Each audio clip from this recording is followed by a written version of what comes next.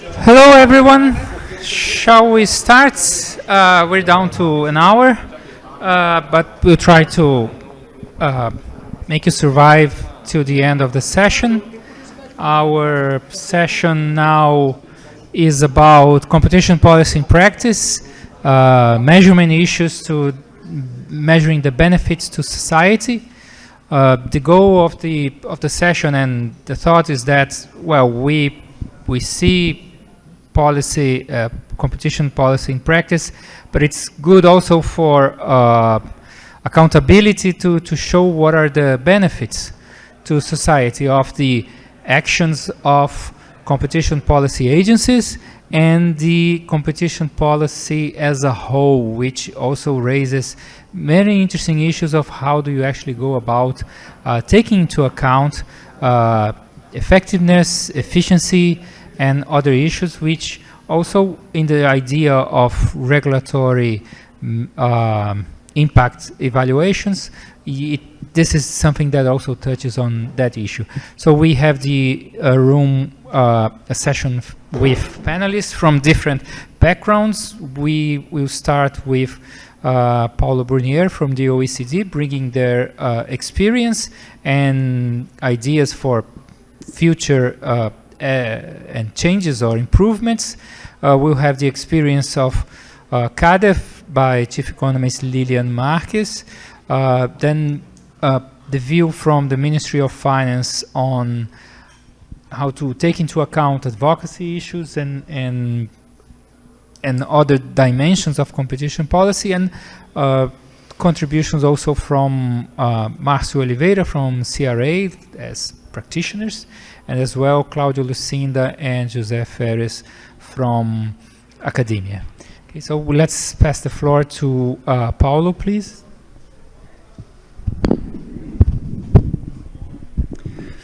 Thank you very much. Good afternoon to everyone. I'll just start with a short acknowledgement, just to thank Eduardo Pontual for the invitation, and also congratulate him and his the team for the organization of this conference. It's really terrific. I'd like to share with you very shortly a little bit what the OECD has been doing on this topic. So I have a short presentation, but I'll start by saying that impact assessment, broadly speaking, of competition policies is a priority for the OECD. And when we apply to competition policy, where I currently work, it has its own dimensions, so it has its own techniques, tools, and one of them is trying to quantify the benefits of competition enforcement interventions.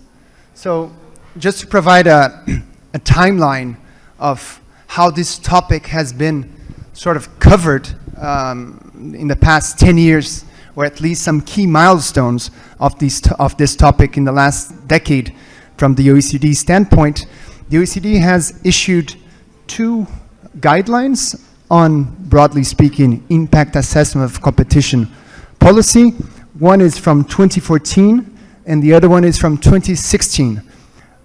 The first one, in which I will focus on this short presentation for a specific purpose, because it will be rediscussed in June next year, so in 6 months from now. I'll focus on that one. So one is so-called ex-ante guide on impact assessment of competition policy, and the one from 2016, it's so-called ex-post. The difference is quite simple. The ex-ante, and I'll have a more detailed slide on it, the following slide, but just to anticipate, it tries to measure the expected benefits of a given competition enforcement. So for instance, a cartel that was sanctioned. How useful, or what are the benefits for the society, in particular for the consumers, of this cartel that was stopped, that was identified and it was stopped. So it tried to anticipate and measure the expected benefits. So it looks to the future. Rather the guide from 2016 looks to the past, and it tries to look back and say, okay, what are the damages, for instance, of that specific cartel? So it has a different approach. That's why one is called ex ante, because it's measured beforehand, looking to the future, and the other one is called ex post, because you do this exercise after the intervention has happened and looks to the past. In 2023, there was an additional roundtable on this topic, a little bit to evaluate how countries were applying, implementing this guide, and also an emphasis on communication, how the results can be better communicated to the different stakeholders, government, consumers, society, and etc. And this is an important note. I mean, in 2025, so in 6 months from now, the OECD will rediscuss, in particular, the guide from 2014, and try to assess if any change is needed, how, once again, the countries have been applying, if any update or improvement is required. And this is the main subject or topic of the discussion in June next year. So a word on the 2014, if this works. So a word on 2014 guide. This is a public document for those who may be interested. It's easily accessible online. But this is the cover page. And as I was mentioning, it tries to measure the expected benefits of a given competition intervention. It has some key features, or I would say either advantages. It's extremely simple. It's very concise. It works with some certain assumptions. I'll have a more detailed word on the assumptions in the next slide. But and I have the example here from the Brazilian CADE, who has been applying this instrument for the past, I don't know, 5 or 6 years. I assume Lilian will be covering a little bit the experience from the Brazilian Competition Authority with this guide. I'm aware that in Latin America there is at least 2 countries, 2 competition authorities, the Brazilian CADE and the Mexican COFECE, that regularly applies this instrument to measure a little bit the benefits of the expected benefits. But it basically, the competition authority looks to a full year, or a given period, for instance, a full year, from January to December. It lists all competition enforcement interventions. What do you mean by that? Sanctions, either cartels or abuse of dominance, and also mergers in which there was a state intervention. So either a prohibition or remedies. And you list these cases, and they become a list of enforcement interventions, and then you apply the methodology, which is quite simple, in order to measure what are the expected benefits of each one of them to the society. These are the assumptions that the guide provide. So it requires basically 3 variables. The column in the left, the size of the affected turnover, so revenues, price effects, and duration. Variables 2 and 3 are already, there's a default option, so they're stated there. So there's not really work required. So the only work that requires a little bit of effort from the competition authority is variable 1, in order to identify the revenues, the turnover on the specific affected market. In many countries, including in Brazil, it's often the case that this information is available from the case file. So actually the work that a competition authority has to do is just to go to the case file, identify that specific variable of turnover, of revenue, and then apply the default assumptions, price effects and duration. So for cartels, the assumption is quite conservative. We'll consider that a 10% price increase, so if the cartel has not been stopped, consumers would have been still paying these prices for a 10% additional overcharge. But for how long? That's variable 3. The assumption is 3 years for cartels. Same logic to abuse of dominance, but rather the overcharge, or the percentage is 5%, and the duration is also 3 years. And then for merger enforcement, the guide will propose a default assumption of price effect of 3% increase for the next 2 years. So in case the intervention has not been made, of course it has a series of assumptions that has the advantage of the simplification. And of course, it has some disadvantages, for instance, a lack of precision, which it tries to be mitigated when you add a series of interventions. So this is an exercise that it's not suggested to do in a single case. It should be done in a set of cases, and preferably within a number of years. So then you can consider a larger data set of cases and also timeline, and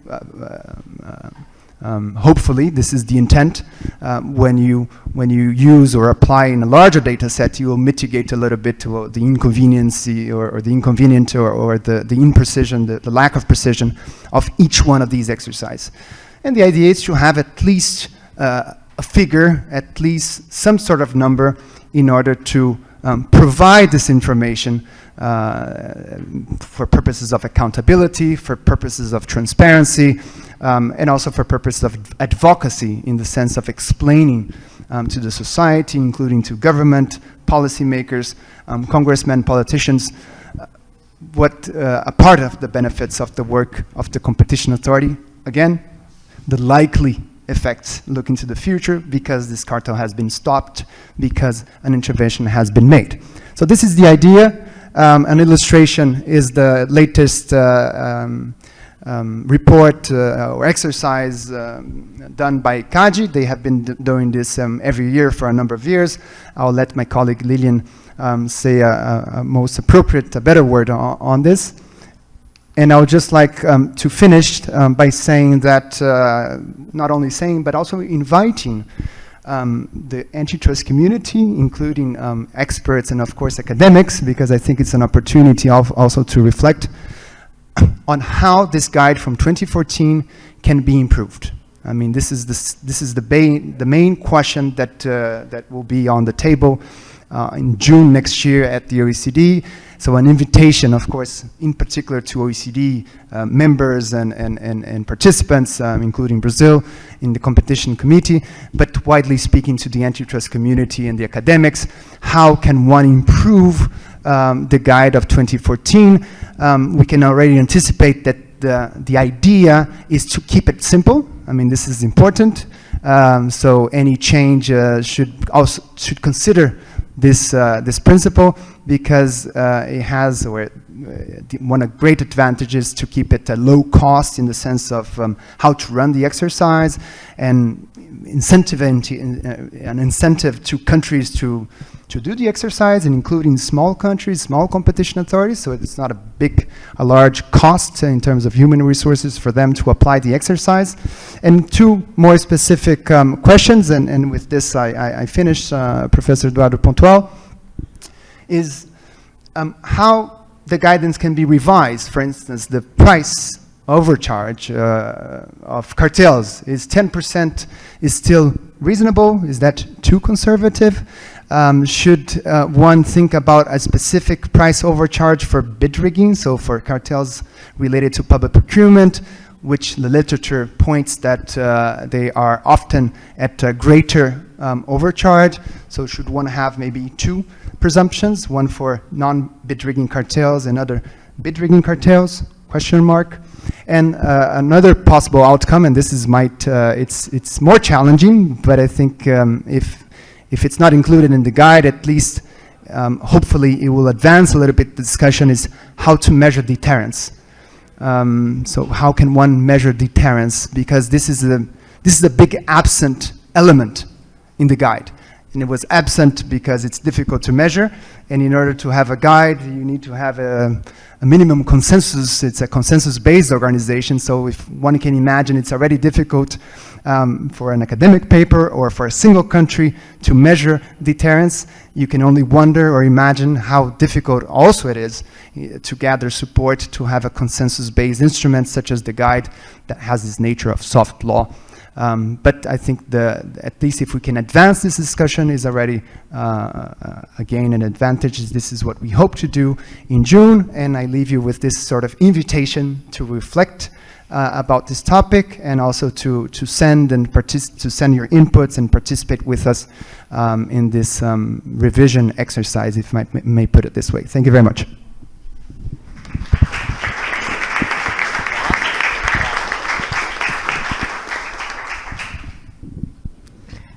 Hi everyone, good afternoon. First, it's a pleasure to be here, part of this discussion today, alongside Paulo, Eduardo, Tainá, Cláudio, José, and Márcio. I would like also to thank you, GDEC, for having me here today.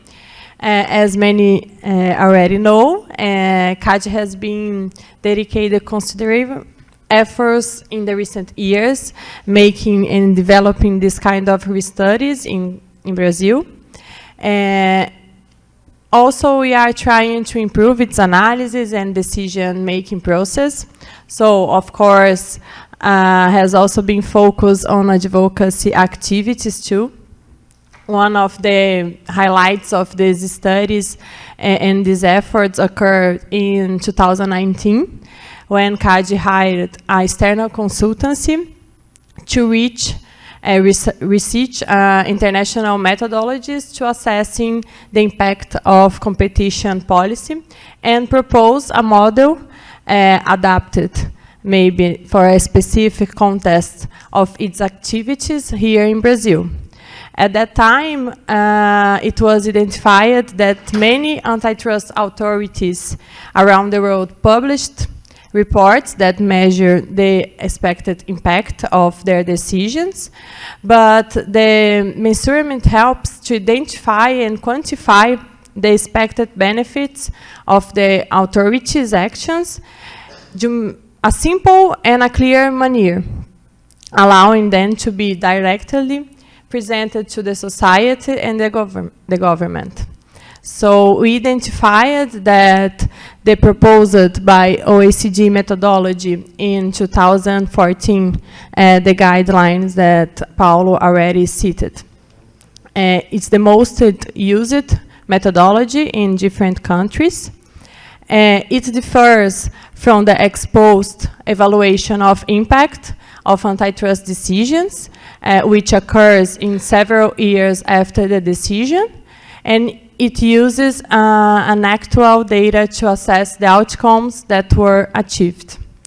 The research developed at that time identified many countries has a specific difference, some countries establish a specific benefits goals, but the most widely used methodology by antitrust agency is the proposed methodology by OECD. And following the OECD methodology, since 2020, CADE has been publishing an annual report that Paulo already showed in his slides. We call measurement of the expected benefits of CADE's actions. We only publish in Portuguese, but we are trying to have a translation of many documents that the department is developing in these recent years. And this document reflects its activities for the previous year. So we have in the first time made some studies since 2018 we published, so we have information from 2018 until 2023, the last year. And the main objective is to calculate the amount of the consumers will have spent, CADE's measures not being implemented. So you can imagine that we have many economies here. In the economic theory, we use like a present value that was like the welfare lost to consumers caused by any one market failure. So we can be interpreted as a benefit generated for the society from the antitrust authorities' actions. According with the methodology, we use some variables like revenue of the companies, a specific price markup, depending on the type of activity, if you are looking like cartels or unilateral conducts, and the expected duration of the price effect that you are putting for a specific activity. I think it's important also to point that we have considered in CADE, specifically with mergers, we are also considering mergers that have some kind of remedy or a blocked merger, because when you have a merger that has approved without restrictions, there is no intervention from the competition authority, so there is no result in relation to benefits of its actuation. And when we are talking about anti-competitive conduct, I think it's important to mention that we have also considered cases that we have some agreements. So when we have our commitment to cease and desist agreements, we also try to put this and separate in the calculus, but we are trying to improve and consider it also. It's also important to punctuate that we didn't use individual convictions, because we don't have revenue related to these people. We are focused only in the company. And another point I think it's important to say, although CADE engages in numerous advocacy activities and many market studies, these actions are not currently included in the benefit calculation on the report. As a consolidated methodology to evaluate the effects of these activities has not developed yet in Brazil. We have a specific document that we published looking what other jurisdictions point to this kind of benefit. There is a specific case from Spain, but we didn't apply it in Brazil at that time. And once all the data collected and the calculations are made, we also apply other procedures in order to put in a 3-year moving average, as Paulo already said, which is our recommendation for OECD. And we also apply a sensitive analysis, trying to make 2 another scenarios, like the price, overprice that Paulo already said, we use like for a scenario basis, but we also try to put and implement an increase of some overprices and also in duration, and also another scenario with a decrease. And in general, I think to finish my exposition today, I think it's important to highlight the expected benefits of CADE actions from 2018 to 2023. We have like amounted to 94.2 million reais, with an average annual of 15.7 billion reais. And we have all different distribution of these values. Approximately 60% it's related to CADE's decisions on unilateral conducts. Approximately 30% from cartels, and the rest of the data from mergers and acquisitions.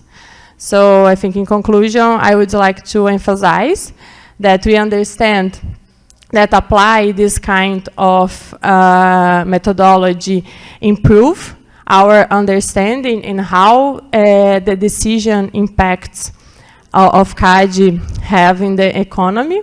We also understand that it's a special way to measure and have a comparable way with different jurisdictions. And this is essentially for promoting the long-term health in the Brazilian economy and ensuring the consumer benefits from a competitive and fair market.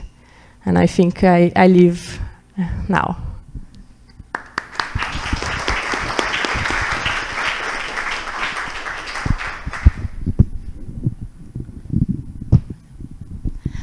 Good afternoon, everyone. First, I would like to greet my fellow panelists. I'm really happy to be here among old and new friends and colleagues. And thanks to Eduardo Pontual. It's an honor to be here. Thanks for the invitation. And since I'm here representing the Secretariat for Economic Reforms of Ministry of Finance, I will try to broaden the discussions exploring possible approaches to measure the benefits of competition advocacy activities. So, as you know, government interventions play a crucial role shaping markets and the rules of the game, influencing competitive dynamics. And so sometimes the only way we will be able to address competition problems in the market is by mitigating laws and regulations that harms competition. So because of that, advocacy is a really important role. But advocacy relies on persuasion rather than coercion. So you don't make the decisions, you simply provide recommendations and hope they will follow your recommendation. So this brings an additional challenge to measure the benefits. And to make matter even more complex, you do not have international guidelines as a roadmap on how to measure competition's advocacy activities, as the OECD for ex post evaluations of mergers and conduct and the ex-ante benefits. So, of course, we can adopt simple indicators like counting the numbers of contributions you submit to public consultations, or the number of the studies, or even you can quantify the percentage of recommendation that are accepted by regulatory agents. But we already do that in our annual report. But however, these indicators fall short when it comes to capturing more complex actions. So, for instance, SRE, as a part of the ProReg working group, we do a really important contribution in the draft of the decree that makes, which analyzes impact analysis, and these decrees will make mandatory to include competition impact assessments in all regulatory impact analysis. So, as a result, every time a regulatory agency decided to propose a new rule or a new regulatory change, they will need to consider the competitive impact of this proposition. So maybe my law will close the market, maybe my law will raise the barriers of entry.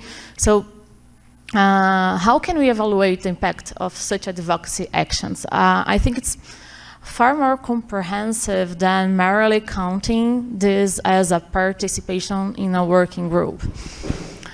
And so my point is, how can we adopt more sophisticated tools to measure the benefits of competition advocacy? Maybe those are already using ex-post evaluations of enforcement. And as I was reflecting about that during my weekend, I think maybe it will be possible to adopt those tools to measure the benefits of advocacy activities like cross-sections, difference and difference, even though this method is intensive in data and sometimes data is difficult to find and gather this information that we need. So to make my point, I will use the example of FIARC. I don't know if everyone is familiar with FIARC. It's the Intensive Front for Regulatory and Competition Assessment. The name is not really good, so we consider to renaming it, but basically FIARC, it's a particularly interesting advocacy tool because it allows various stakeholders to point to allegedly anti-competitive regulations and request an official position issued by SRE. So we can discover maybe anti-competitive regulations, and through FIARC, we conduct ex-post analysis of the regulatory acts. So, and trying to see if this is an anti-competitive or not, and if so, which measures can we propose to improve regulations in the business environment? And within FIARC, We are able to collect information through consultations, public hearing, and even to engage with public bodies responsible for this allegedly regulatory abuse. So I will think in such cases it will be easier to adopt econometric methodologies since those used in the exposed evaluation, because we are already assessing the cost of that regulation. So you can, maybe you just publicize the cost of the regulation if they do not adopt our measures, or publicize the benefits of these regulations if they adopt it. And nowadays we are trying to use more quantifiable numbers in one of the regulations we are studying in the pharmaceutical market nowadays. So we are trying to do like as ex post analysis of the impact of this regulation.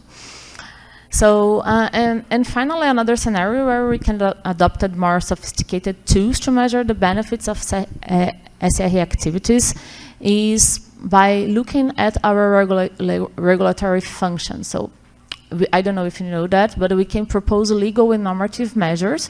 And for example, we represent the Ministry of Finance in the Drug Market Regulation Chamber. So alongside with Ministry of Health and Ministry of the Industry, Ministry of Justice, we do the economic regulations of the Brazilian pharmaceutical market, especially price regulation. And in this context, I believe too that we already have more sophisticated tools to evaluate the impact of such activities, particularly through the regulatory outcome assessments. In Portuguese, is análise de resultado regulatório, that it's becoming famous. So while it's true that not every scenario will be able to do a number and quantify the impact of our regulations, I think there is a solid body of literature available to support these evaluations. But the problem of all those ideas is that it's really costly in human resources. So you start studying and doing this econometric models and papers and analysis. You need to, I don't know, maybe be there for 3 months.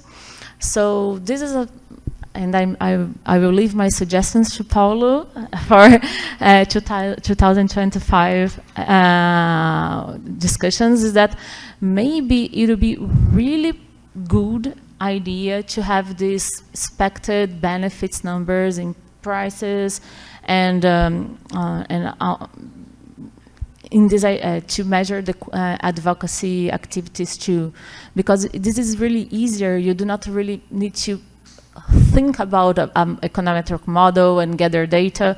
You can have, although it's a conservative number, I agree with that, but it's easier you to apply and have a real number that you can show to your ministry and say, look at that, all the beautiful things we are doing.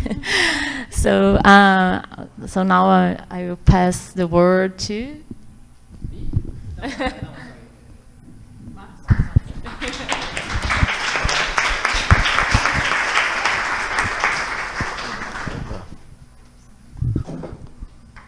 Thank you, Eduardo, for organizing this event and for having me.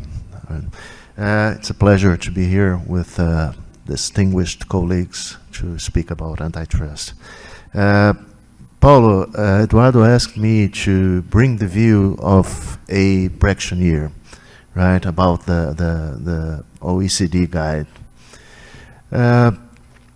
Well, guides and ex-post evaluations of mergers are quite important for consultants to evaluate how decisions age. Very, very important. So when Eduardo asked me to do that, I went through, the guide that you kindly shared with me, and went through CADE's documents and say, let me find something to say about it. So, after reading them, I'm going to anticipate my input. I'm going to accept your invitation and anticipate my inputs, right? So I'm going to focus on the ex post evaluation of a single variable, right? Efficiencies. Why so? Because, you know, when I reread the OECD guide, I noticed that it discusses efficiencies, arguing, for example, that, you know, they take time to materialize and then to affect consumers. Okay, but, you know, the guide frames efficiencies more as a challenge, right, in timing evaluations, rather than a focus on the evaluations of efficiencies themselves. So, you know, I think it's easier for the guide to focus, you know, on observable consumer-facing outcomes like prices, quality, you know, over the, you know, market dynamic. You know, the guide focuses on market dynamics over internal firm-level efficiencies. This is my perception of the guides, right? Of the OECD guide, sorry. So, I don't know if there is a nexus of causality, but, you know, this ends up influencing competition agencies, right? And, you know, as I, you know, see that there is a table on the guide, you know, table 2, that mentions, you know, the main methodologies that were used, you know, to estimate efficiencies. And, you know, I wrote them down: differences and differences, structural models and simulations, event studies, surveys, and, you know, qualitative assessments, for example, right? But, you know, and I read a few of these papers mentioned on table 2, you know, and all of them, you know, use observable market effects as proxies to efficiencies, right? So, you know, and CADE does something very similar, right? Lilian, you mentioned efficiencies, you know, on the 3 exposed evaluations I reread, you know, Sadia Perdigão, Go Abjet, and BMF-CETIP. Yes, you mentioned efficiencies, you know, but as potential justifications for mergers, right? The focus was, like in the OECD guide, on external market effects, such as prices and capacity, rather than on internal efficiency metrics. So, you know, for example, cost reductions or productivity gains, which could have been the direct result of efficiencies, were not independently measured or analyzed. You know, I think that one paper that mentioned in table 2 of the guide does that, but, you know, in general, no, they don't do that. You know, they just assess market outcomes. So, you know, there, and also when you look at the methodologies, you know, they are all traditional methodologies employed in antitrust. You know, like econometrics, for example, difference in differences, event studies, simulations, and, you know, so on. And, you know, as a consultant, as a practitioner, right, I think that corporate finance could provide a valuable framework to address this gap in assessing efficiencies in merger evaluations, particularly cost reductions and productivity gains.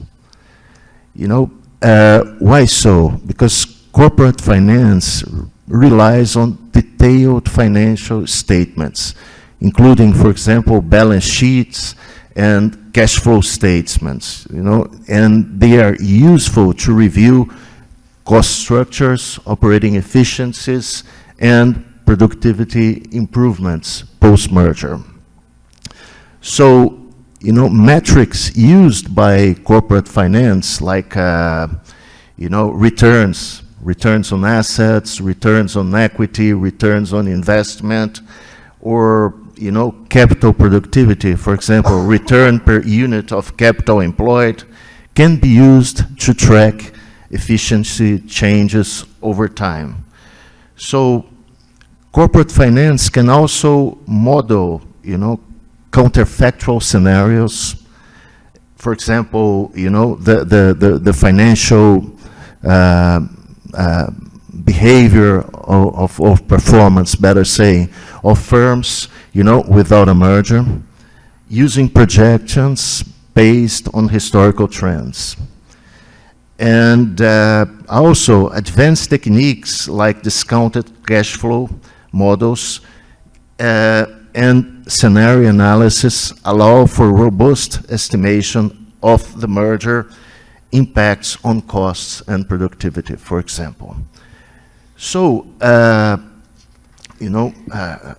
concluding my presentation, I think that, for example, also comparing forecasted synergies in merger planning with actual post-merger financial outcomes can provide evidence of the realized efficiencies. These techniques make it possible to isolate efficiencies caused by the merger from external market factors such as demand shocks or input cost changes, which is a concern, right, of all those methodologies. You have to isolate the effect of merger, right? So financial corporation metrics and techniques allow that. And, consequently, they also allow for a greater insight into the mechanisms driving post-merger performance. So, I accepted your invitation, anticipated some inputs, but I'll make sure to, provide them formally once the OCDE, opens the public consultation. Thank you very much.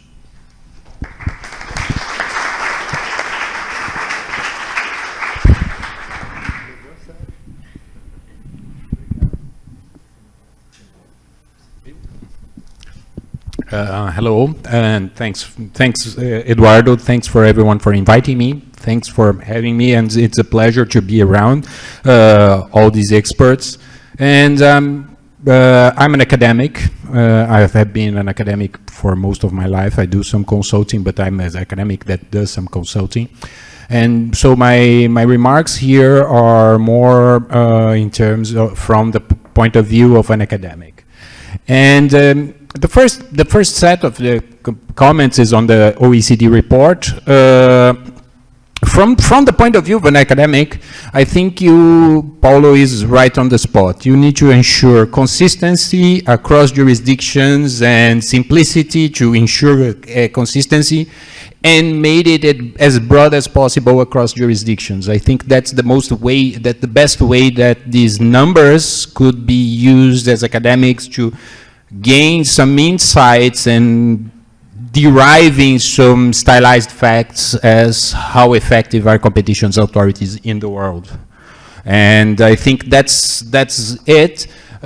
Some questions as to should we get a different overcharge for bid rigging cases?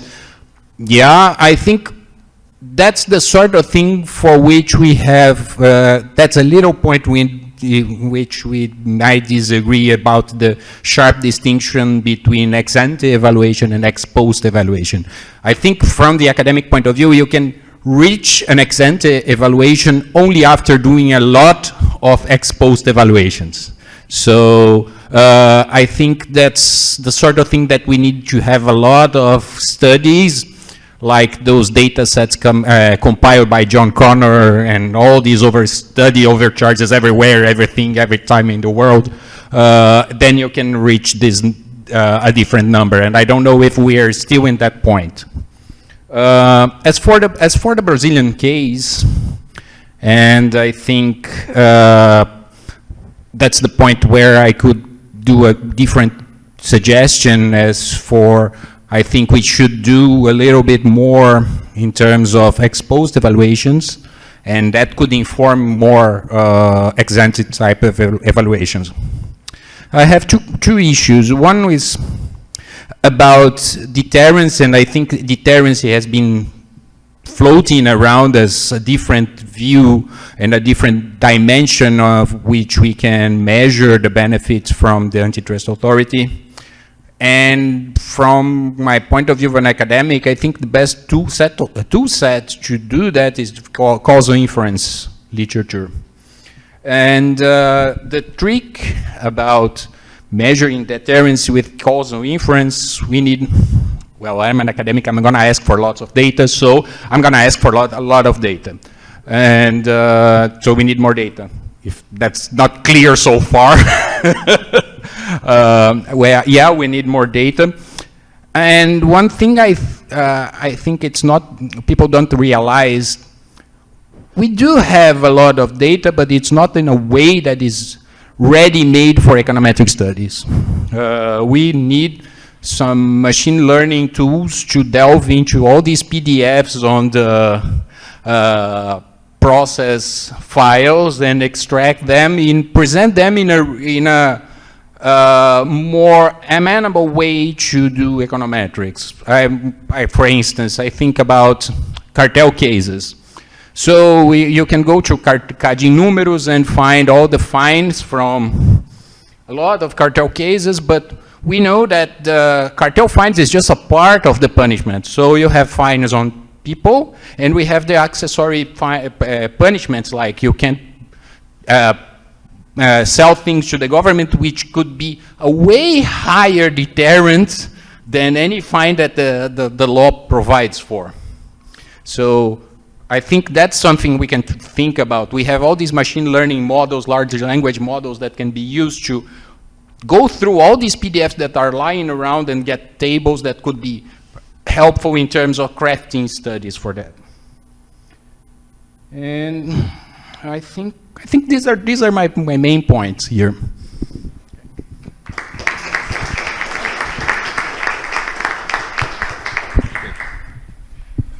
So, good night, everybody. Thank you for the invitation, Eduardo. It's a pleasure to be here, and congratulations for GDEC for the 10 years. 10 years already. Okay.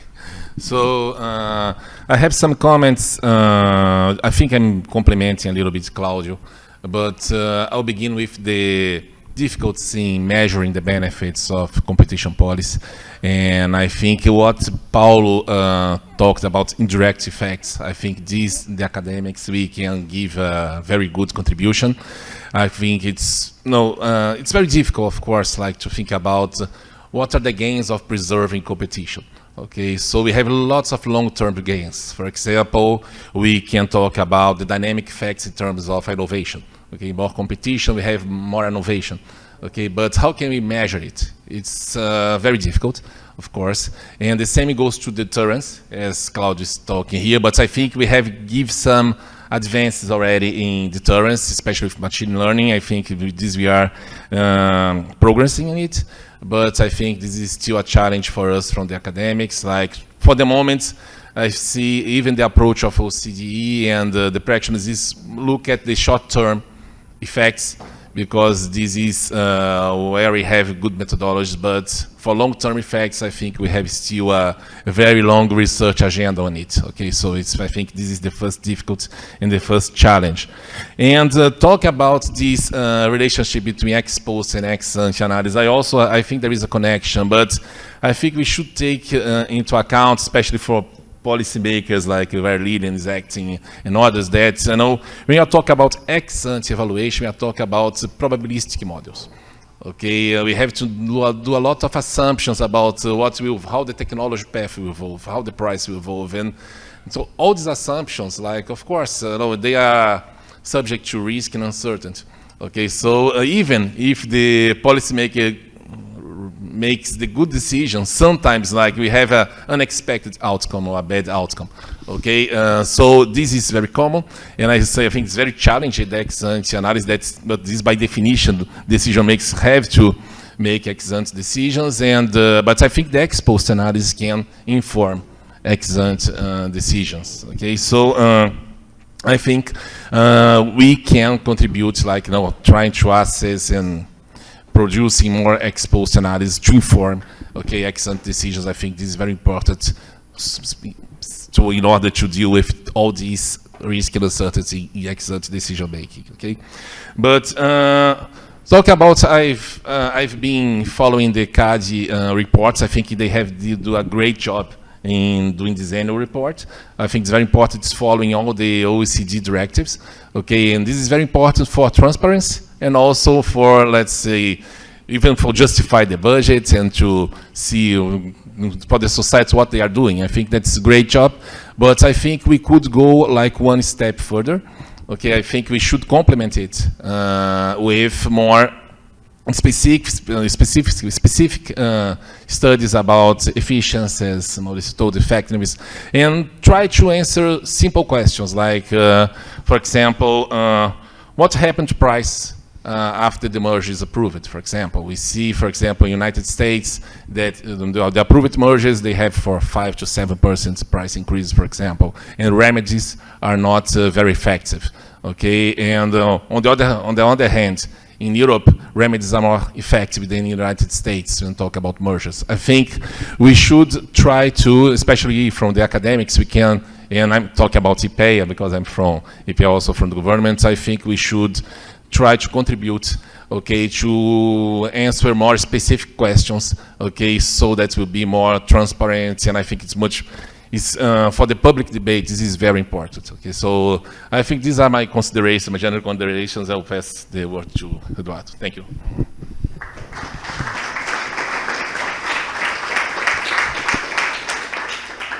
Well, thank you. It's almost 7. I'm not going to hold you here for long, but we still should take the opportunity to have comments. I think I should open now for the floor and also comments from you to each other. We can take, I think, maybe 2 questions or 3, if you have any comments.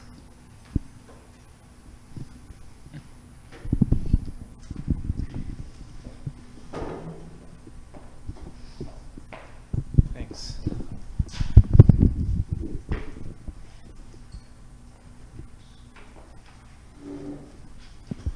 Thank you. Maybe I should apologize to Lilian because I already made this question to her earlier this year, actually this semester. It's about the OECD PMR score. So you were discussing how how the advocacy initiatives can be measured. And I'm wondering if we can use the PMR score, the OECD PMR score, to measure the advocacy activities. For the ones that do not know, roughly speaking, the PMR score measures the degree to which regulations promote or restrict competition. And you have the economy-wide PMR score, and the sector-specific PMR scores, and I think that it's really interesting.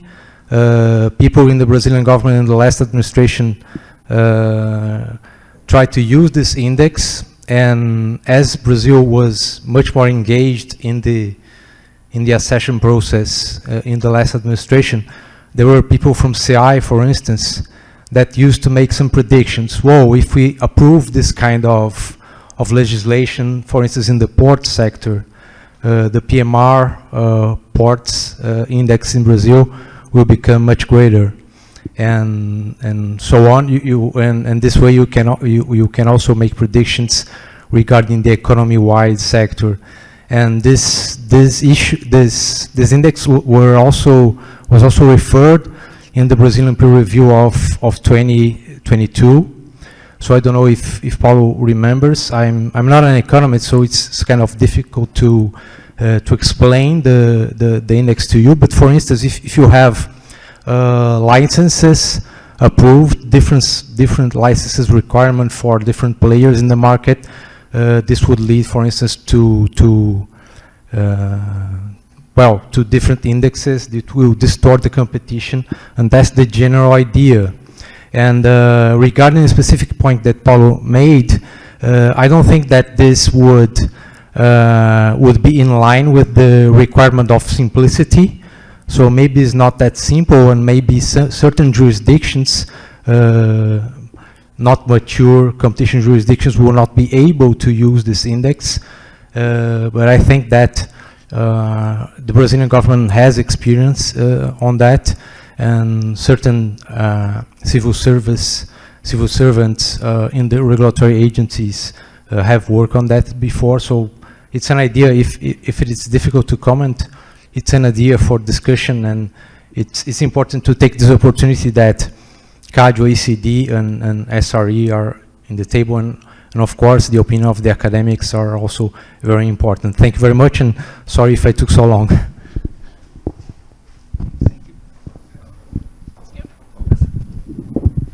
Yeah, sure. Thank you, Dennis.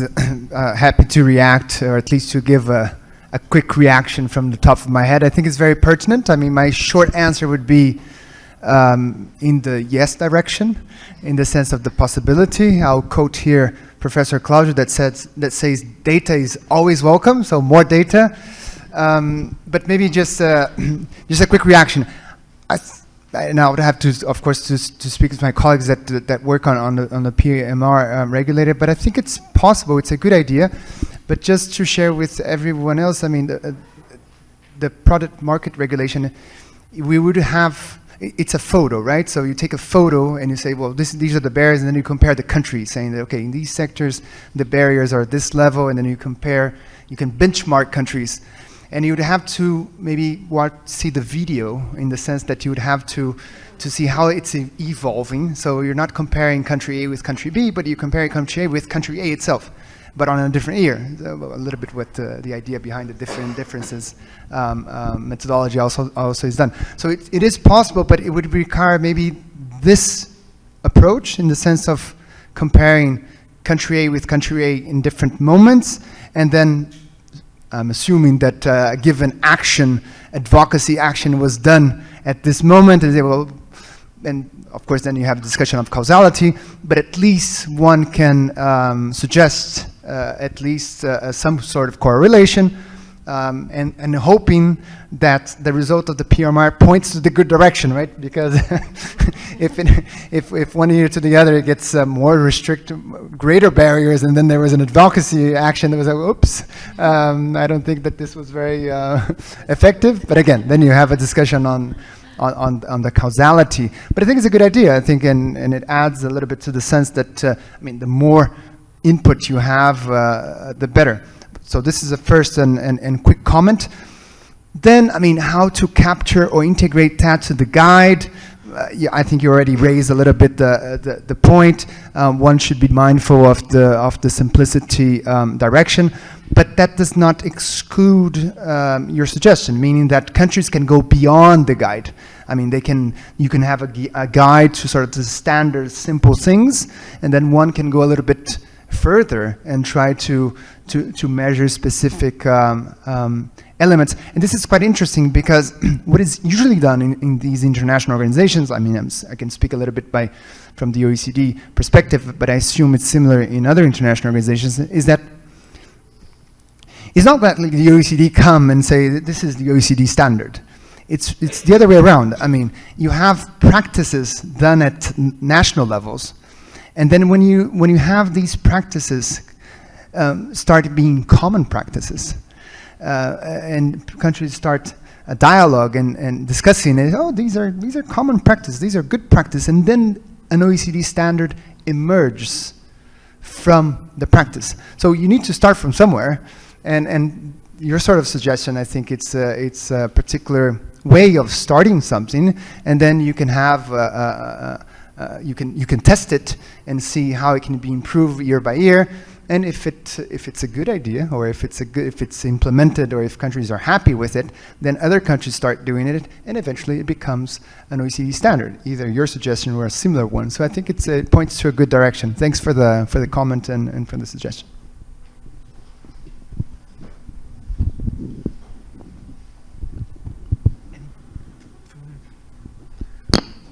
Well, any further comments, questions from the audience?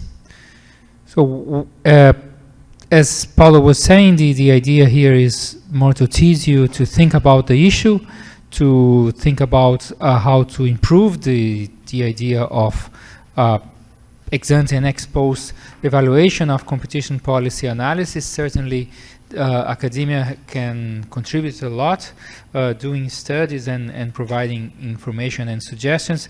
The principles are very simple. We're not seeking the most detailed, and then maybe I shouldn't use the word precise measurement, but something like an accounting principles for different countries to use to have an evaluation. And finally, if somebody asks, show me the money, where is the number? Here's one number that at least you can make international comparisons.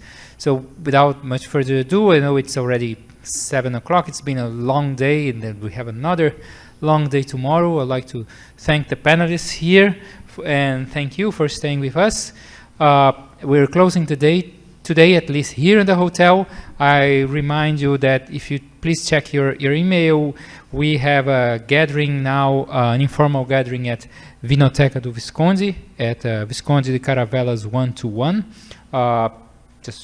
It's something apart from the conference. Everyone will pay its own bill and have some wine. The food is nice, and the company certainly will be even better with you there. So thank you very much. Thank you for the audience and for the session panel.